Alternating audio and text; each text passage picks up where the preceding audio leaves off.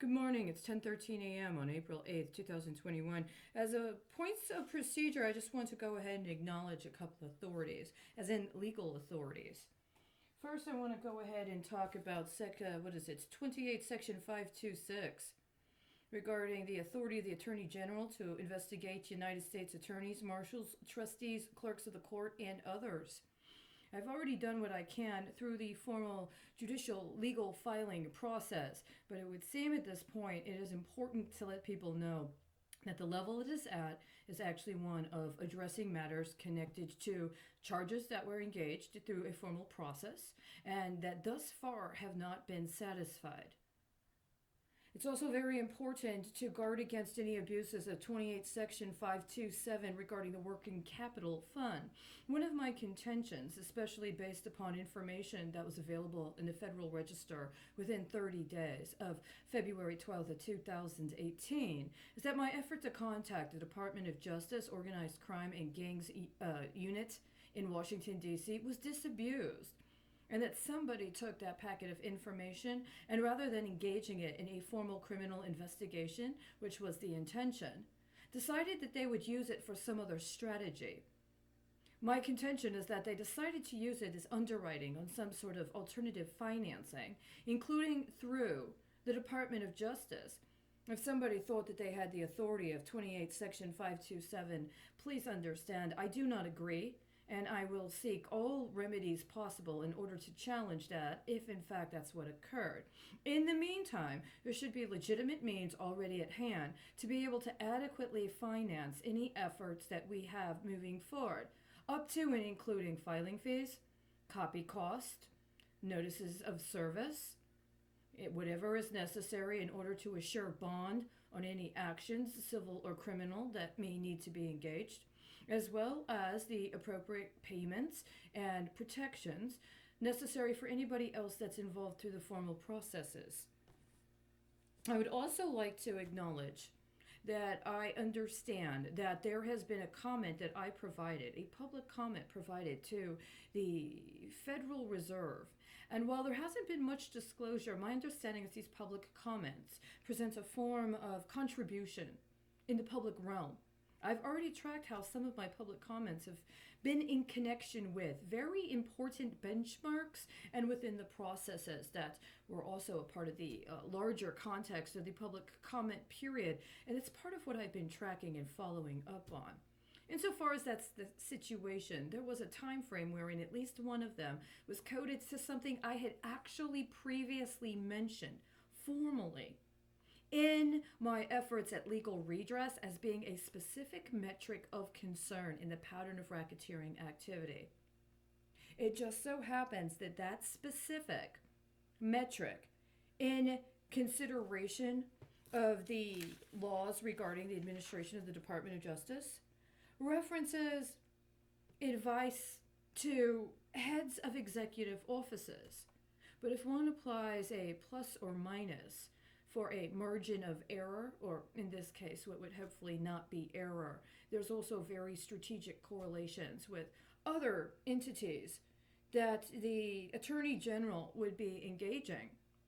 It is a significant factor and one that I believe has already been ongoing in the stead of acknowledging the actual grounded, factual context for consideration. So let me go ahead and verify right now the context under which such metric references at this point would be appropriate would be ones in consideration of what I just outlined. Secondly, it's important at this time that we engage a process of addressing factors connected to operations conducted by Federal Bureau of Investigations or Drug Enforcement Administration, annual report to Congress, financial audit.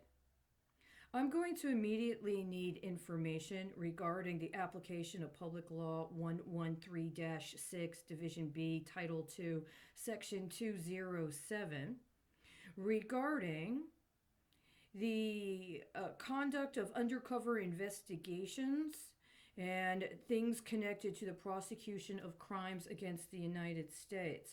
I'm also going to need specific references and information on Public Law 109-162, Title 11, Section 1151C of January 5th, 2006.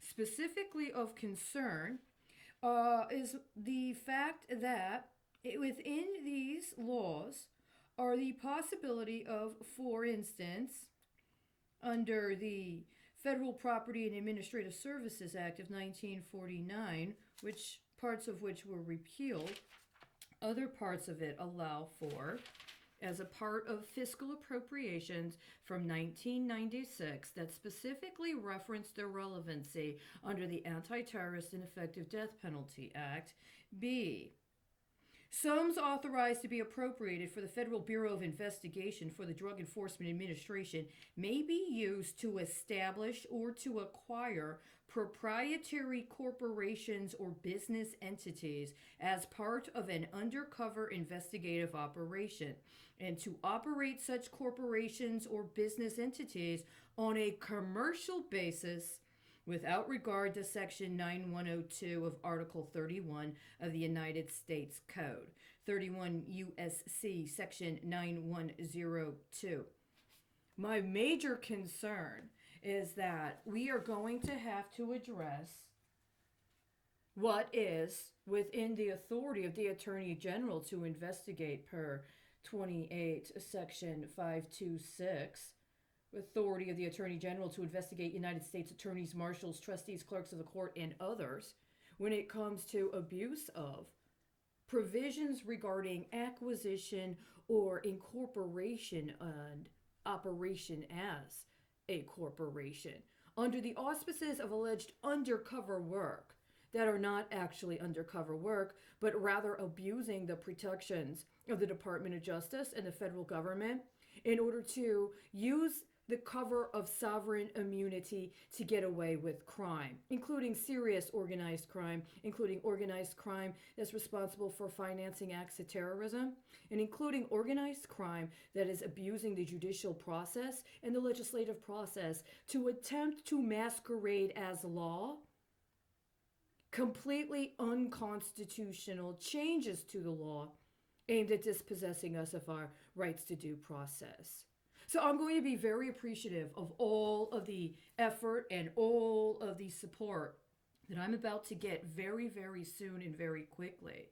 As we all know, we're in a very finite timeline. Tomorrow, certain things come due. It's as if there's a threshold that will be crossed tomorrow. So it's very important we understand today what the priorities are and what it is we have to work with in moving forward with them. Now, again, if there is a concern or a consideration about taking something that was first engaged in a state court system or a state constitutional system and tearing it to or invoking the protections, privileges, rights, or duties associated with the federal government, rest assured, I already have what would be necessary if one is interested in trying to pursue or challenge that. I'm very grateful for what happened this morning. I'm not as grateful for the fact that I've actually had that since the end of November of 2020. So it would be very, very important for this obstruction to stop because now we understand specifically the nodes of reference we're working with moving forward. Thank you very much.